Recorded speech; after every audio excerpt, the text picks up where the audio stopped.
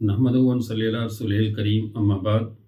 ان اسماء بنت یزید رضی اللہ تعالیٰ عنہ قالت قال رسول اللہ صلی اللہ علیہ وسلم من ذب عن لحم اخیہ بالمغیبۃ کان حقا علی اللہ ان یعتقہ من النار او کما قال علیہ الصلوۃ والسلام۔ حضرت اسماء بنت یزید رضی اللہ تعالیٰ عنہ ارشاد فرماتی ہیں،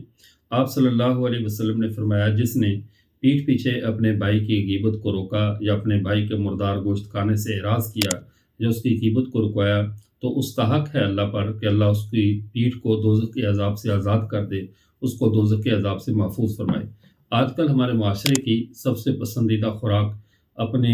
جو مردار بھائیوں کا گوشت کھانا بن چکا ہے۔ پیٹھ پیچھے ان کی غیبت کرنا، ان کی برائی کرنا، چاہے وہ کسی واٹس ایپ گروپس میں ہو یا سوشل میڈیا پہ ہو یا کسی بھی جگہ پر ہو، جو ساتھی موقع پر موجود نہ ہو اس کی برائی بیان کرنا بالکل آسان سمجھا جاتا ہے۔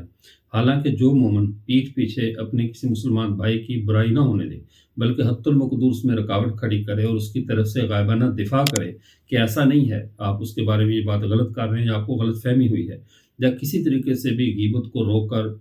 گفتگو کا عنوان کسی اور طرف پھیر دے، اس شخص کو قیامت کے دن اللہ جہنم کی آگ سے آزاد فرما دیں گے۔ اس کی پیٹھ کو، جیسے اس نے اپنے مسلمان بھائی کی پیٹھ پیچھے حفاظت کی، اللہ اس کی پیٹھ کو بھی جہنم کی آگ سے محفوظ فرما دیں گے۔ کتنا آسان اور سستا سودا ہے کہ ہم پیٹھ پیچھے اپنے بھائیوں کی برائیاں سننی چھوڑ دیں، اس کے بدلے میں اللہ ہمیں جہنم کی آگ سے آزاد فرما دیں گے۔ وآخر دعوانا الحمدللہ رب العالمین۔